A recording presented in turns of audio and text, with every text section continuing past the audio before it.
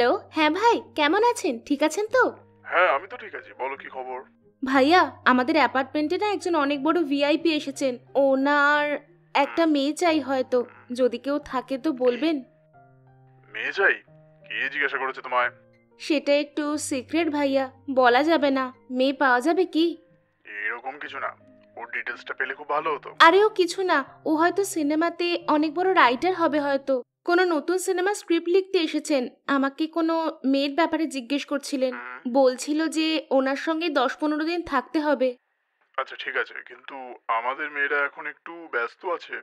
ও পেমেন্টের ব্যাপারে কিছু বলেছে কি? একদিনে ১০,০০০ দেবে বলছিল। কি বলছো? 10,000?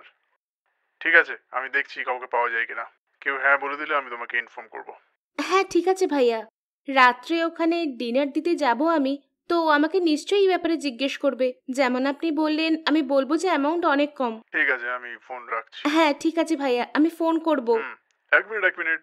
তুমি তো জানো আমার একটু অ্যাক্টিং ট্যাক্টিং করতে ভালো লাগে। ওকে একটু বলে আমাকে একটু চান্স পাই দাও না।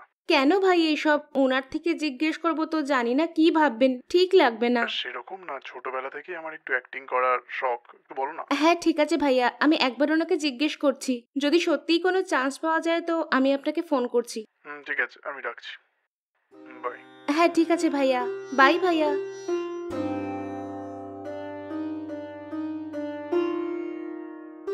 হুম।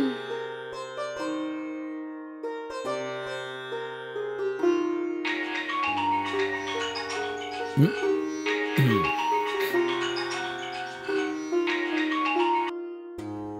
হ্যালো স্যার, সব ঠিক আছে তো? হ্যাঁ, আমি ঠিক আছি। তুমি কেমন আছো? হ্যাঁ ঠিক আছে। কি স্যার, আমাদের স্টোরি কত দূর এগোলো? হ্যাঁ স্যার, আমি আজকেই এখানে এসেছি, গল্প লিখতে শুরু করে দিয়েছি।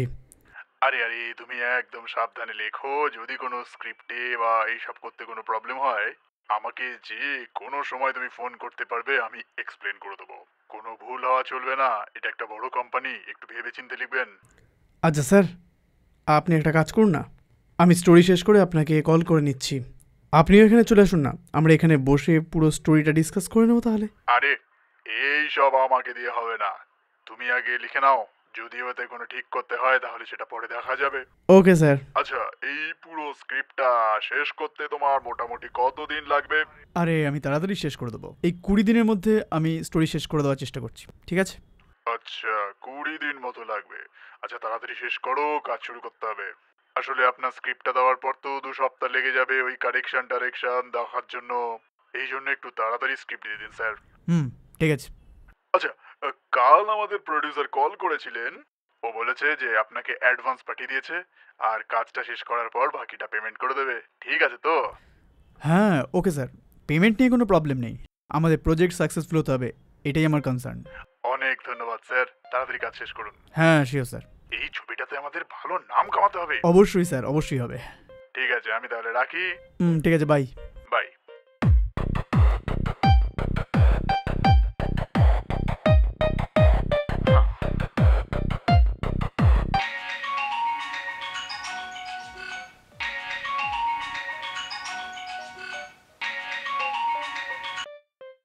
হ্যালো।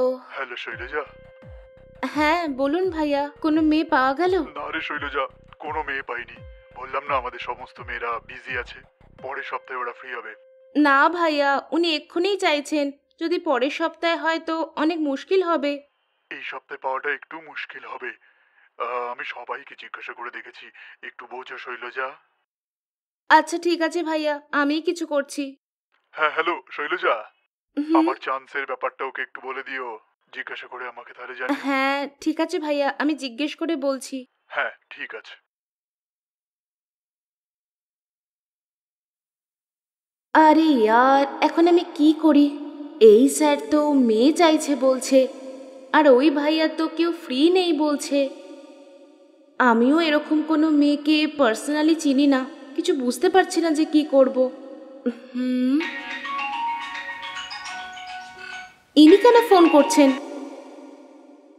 হ্যালো। হ্যালো দিদি, কেমন আছো তুমি? ঠিক আছো তো? আমি তো ঠিক আছি। কি হয়েছে, এই সময় ফোন করলে তুমি? ওই মায়ের শরীর কিছু ঠিক নেই, হসপিটালে অ্যাডমিট করাতে হবে। আরে বাবারে, কি হয়েছে ওনার? ওই কালকে থেকে না ওনার খুব জ্বর এসেছে। তোমার কাছে কোনো টাকা থাকলে পাঠিয়ে দাও না প্লিজ। আরে কি হয়েছে তোমার, এইভাবে হঠাৎ ফোন করে টাকা চাইছো?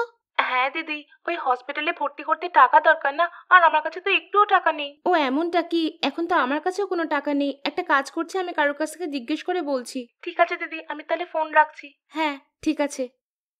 এমন সময় এর শরীরও খারাপ হতে হলো। বুঝতে পারছি না যে কি করব।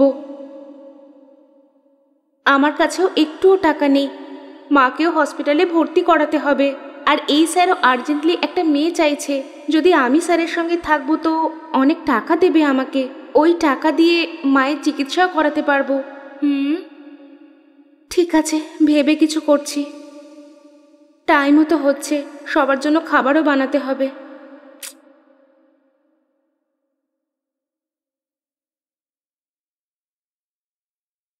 Sir, sir. ও তুমি, ভেতরে আসো। হুম। স্যার, আপনার খাবার টেবিলে রেখেছি স্যার। এই ব্যাপার, আচ্ছা ঠিক আছে। সেটা ঠিক আছে, আমি একটা কথা বলেছিলাম, সেটা কি হলো?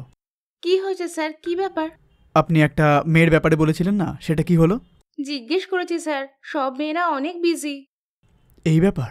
হ্যাঁ স্যার, এক ভাইয়াকে জিজ্ঞেস করেছিলাম আমি, সেও অনেক চেষ্টা করেছে, কোথাও পায়নি। তাহলে এবার আমি কি করব একটু বলো।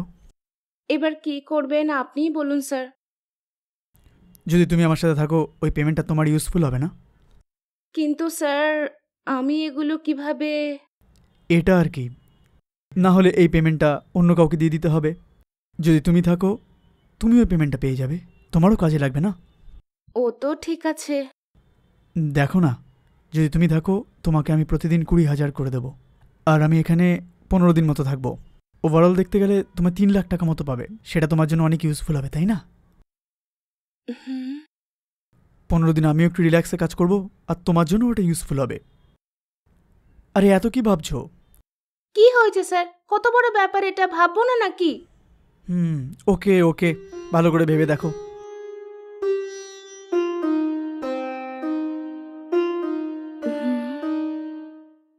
স্যার, আমি ওকে আছি। Very good. স্যার, খাবার ঠান্ডা হয়ে যাচ্ছে, প্রথমে খেয়ে নিন। ঠিক আছে, চলো।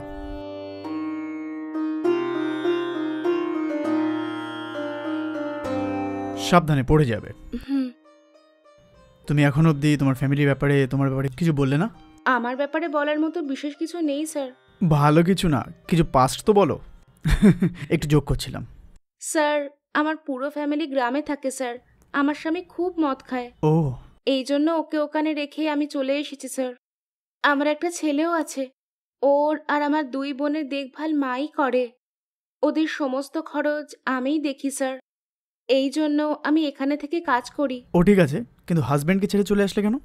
ওই লোকটা না যখনই দেখো গিলেই থাকে, রোজ মদ গিলে থাকে, কাজে যায়ই না। তো তুমি আমার সাথে চলে আসবে, আমি দেখভাল করে নেবো।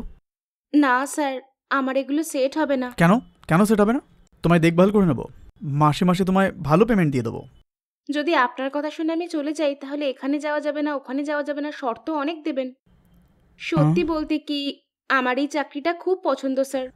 এই ব্যাপার, ঠিক আছে।